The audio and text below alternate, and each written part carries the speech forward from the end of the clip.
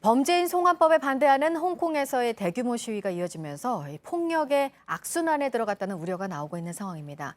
시위대를 겨냥한 테러도 계속되고 있는데요. 이런 가운데 홍콩의 캐리람 행정장관이 시위대에 대해서와 또 시위대를 향한 공격에 대해서 좀 다르게 보고 있습니다. 보도 연결해서 알아보겠습니다.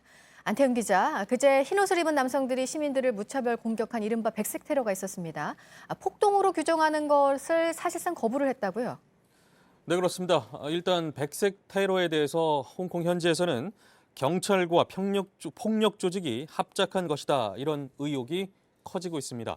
이런 가운데 캐리람 장관이 시위대를 향해서는 그동안 폭동라고 비난하면서 백색 테러에 대해선 폭동라고 규정하기를 거부했다라는 지적입니다. 캐리람 장관은 이에 대해서 백색 테러를 폭동라고 규정하는 것은 우려와 오해를 불러올 수 있다면서 경찰 조사 등을 거쳐서 어떤 범법 행위가 적용될 수 있을지 결정해야 한다고 주장했습니다. 캐리람 장관은 어제 기자회견에서 백색 테러를 언급하기에 앞서 시위대가 국가 휘장을 훼손한 것을 비판하기도 했습니다. 일국 양제에 대한 도전이자 민족 감정을 해치는 것이라면서 법에 따라 책임을 물을 것이다라고 말했습니다.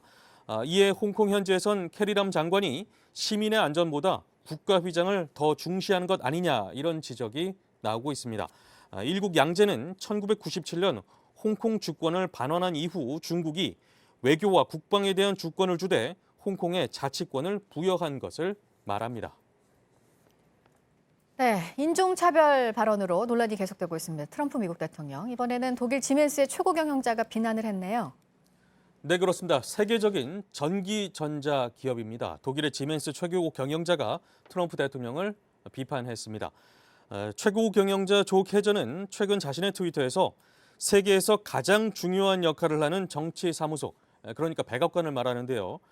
이 백악관이 인종차별의 표상이 되고 있다라면서 실망감을 나타냈습니다. 이어서 자신은 오랫동안 미국에 살면서 자유와 관용, 열린 사고를 경험했다라면서 이것은 미국을 위대하게 만들었다라고 강조했습니다. 트럼프 대통령이 최근 유색인종 미국 민주당 여성 의원 4인방을 겨냥해서 너희 나라로 돌아가라는 등의 인종차별적 발언을 한 것에 대한 비판입니다. 한편 트럼프 대통령의 할아버지는 독일 출신으로 1880년대에 미국으로 이주했습니다. 잠시 후 8시쯤에 또 연결해서 새로운 소식 전해드리도록 하겠습니다. 지금까지 아침엔 지금 JTBC 안태훈입니다.